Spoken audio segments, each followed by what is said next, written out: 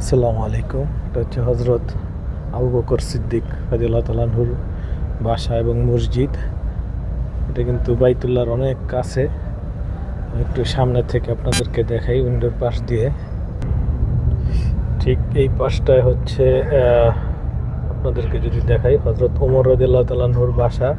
মানে ভাবতেই পারেন যে কত কাছাকাছি সাহাবীরা ছিল। এই পাশে হজরত আবু বকর সিদ্দিক, রাস্তার ওই পাশে হচ্ছে হজরত ওমর রাদিয়াল্লাহু তাআলা আনহুর বাসা। আর এই যে এইখানে মানে ক্যাবলামুখী যেটা দেখতেছেন এই বরাবরই হচ্ছে কাবা। চলেন একটু সামনে যেয়ে দেখে আসি। সামনের অংশে যাচ্ছি, খুব নিরিবিলি একটা পরিবেশ দেখতেই পারতেছেন। তো আসবেন আপনারা সবাই, ভাল লাগবে। পরিবেশটাও খুব সুন্দর, নিচে গ্যাদারিং, কিন্তু উপরে কিন্তু মানুষজন নাই। এই যে এটা হচ্ছে একেবারে সামনের উইন্ডো।